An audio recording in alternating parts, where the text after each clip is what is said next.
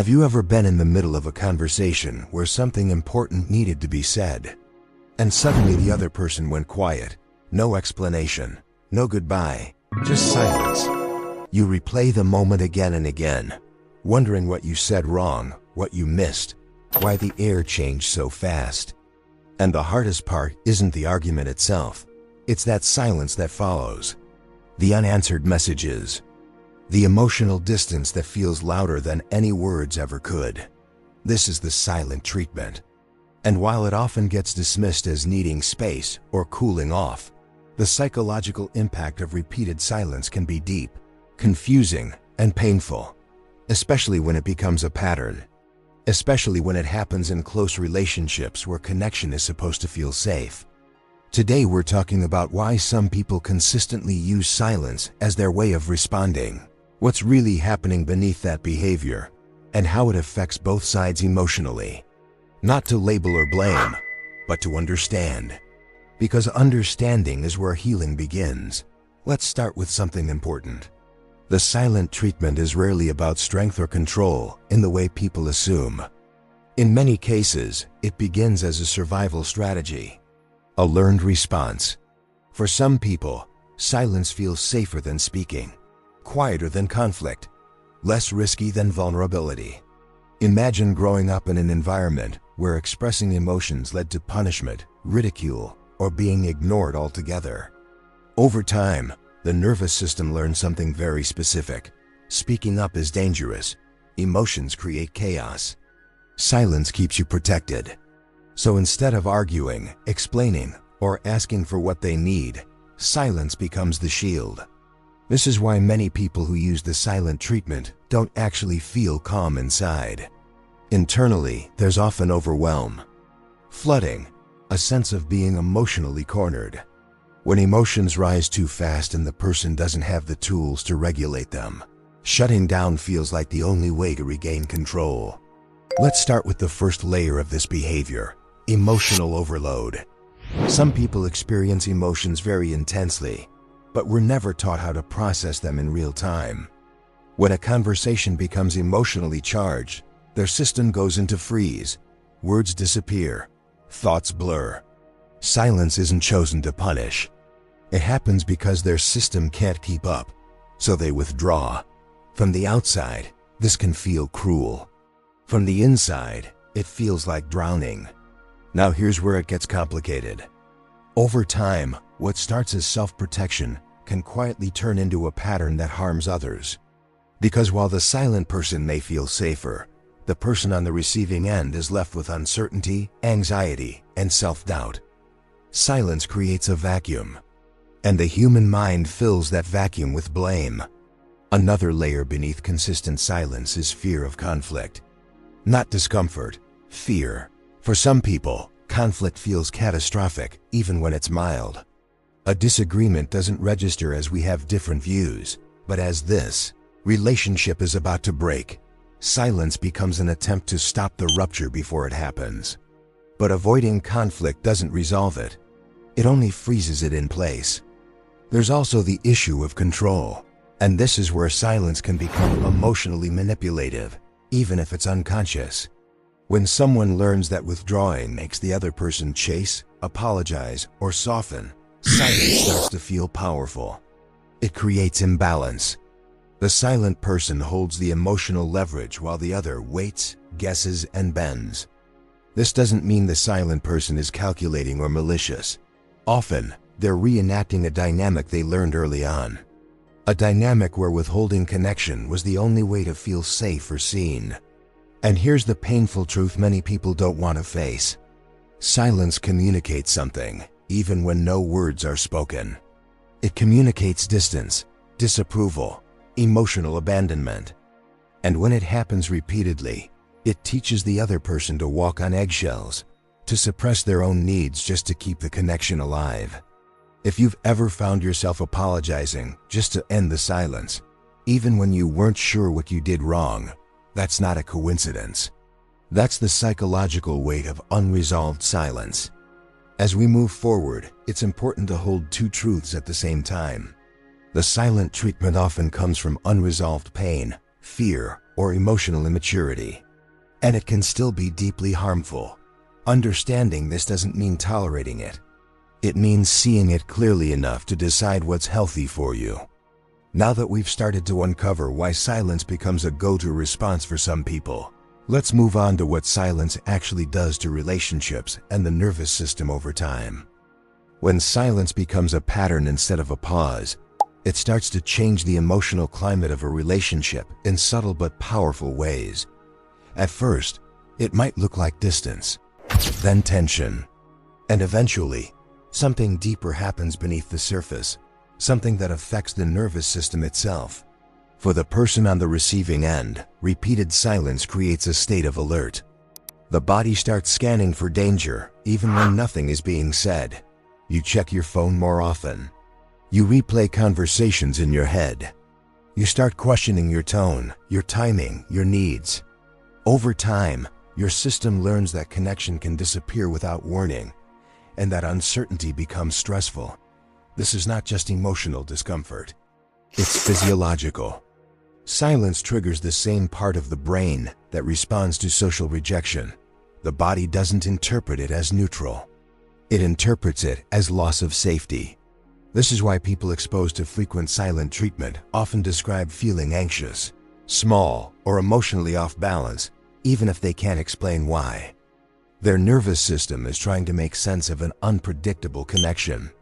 And unpredictability is one of the fastest ways to create anxiety.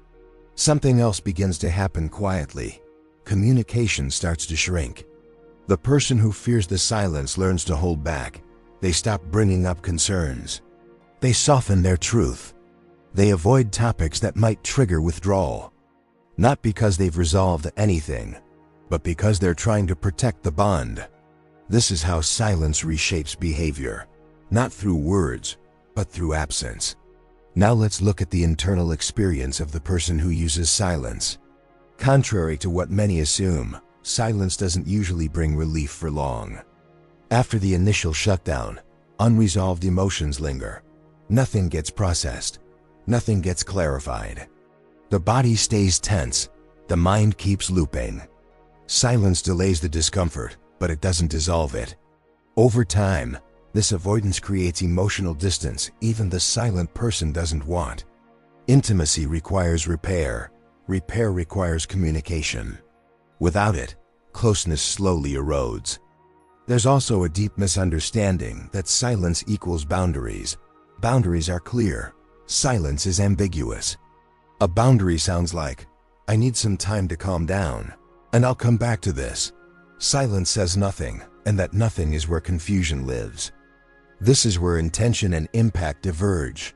A person may intend to protect themselves, but the impact on the other is often emotional abandonment.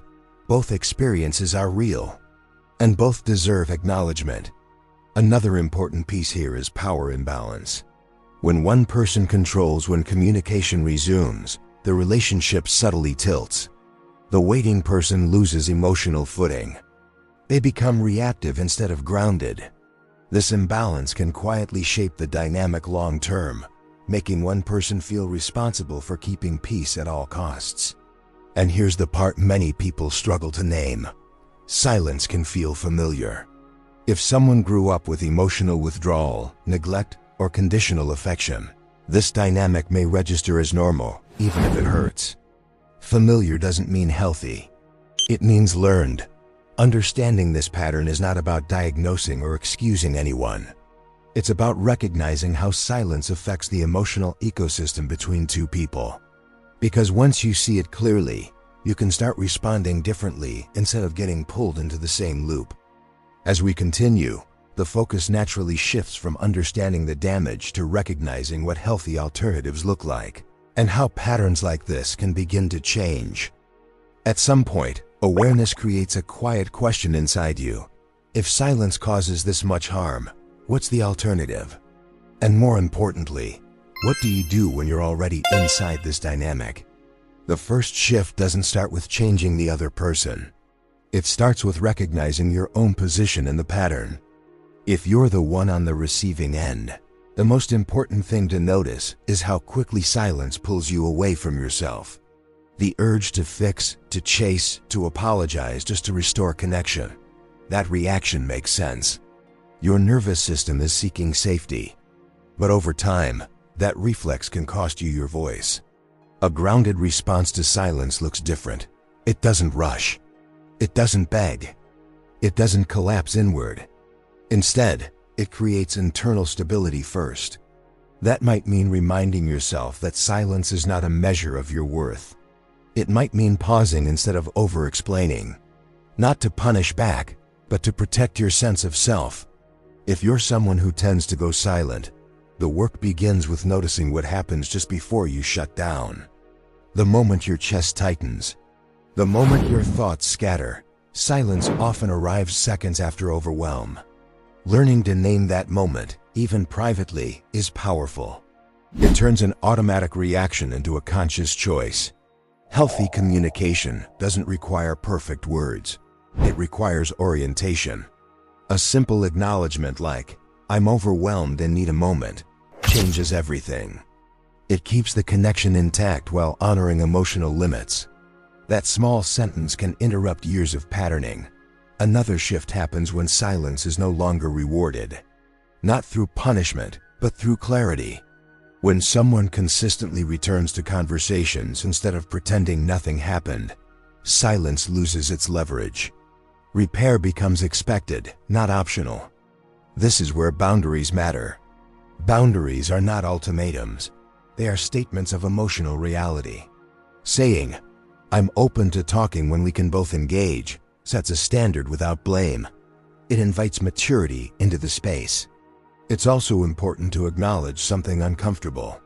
Some people are not ready to change this pattern. Not because they don't care, but because it protects them from feelings they don't yet know how to face. Understanding this helps you stop personalizing what isn't about you. Change happens when silence stops being the default and starts being questioned. When discomfort is allowed without disappearance. When emotions are met with presence instead of withdrawal. As this awareness settles, the conversation naturally moves toward long-term healing, self-respect, and deciding what kind of emotional environment you want to live in. When you step back and look at the silent treatment through a psychological lens, one thing becomes clear. Silence is not the absence of emotion. It is emotion without language. And when emotions don't have language, they find other ways to speak through distance, tension, and disconnection. Long-term healing begins when silence is no longer normalized as a form of communication. Whether you are the one who goes quiet or the one left waiting, the work is the same at its core.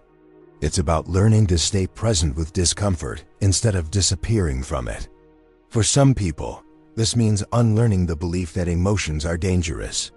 For others, it means unlearning the belief that love must be earned by staying quiet, patient, or small. Both require compassion, and both require courage. Healthy relationships are not silent. They are responsive. They make room for pauses without turning them into punishments. They allow space without severing connection. This doesn't mean every conversation is calm or perfect. It means there is a shared understanding that repair matters. If you're on the receiving end of the silent treatment, the most powerful shift is choosing self-respect over self-erasure. That means resisting the urge to abandon yourself just to keep someone else comfortable. It means recognizing that your need for communication is not excessive. It is human. If you're someone who uses silence, healing often looks like learning to tolerate emotional exposure in small steps. Speaking imperfectly, staying engaged even when it feels uncomfortable, letting yourself be seen before you feel fully ready. Change doesn't happen through force. It happens through consistency, through small moments of honesty, through choosing presence again and again, even when silence feels easier. As you reflect on this, notice what resonates. Notice where you see yourself. There's no judgment in awareness, only information. Remember, small changes can make a big difference in your mental health and happiness. Patterns learned for survival can be unlearned for connection. And healthier ways of relating are always possible, no matter how long something has been this way. If this topic stirred something in you, you're not alone. Many people carry these dynamics quietly for years. You're welcome to share your thoughts or experiences in the comments. Sometimes naming what we've lived through is the first step toward changing it. And as you move forward, hold this with you. Silence doesn't have to be the place where conversations end. It can be the place where awareness begins.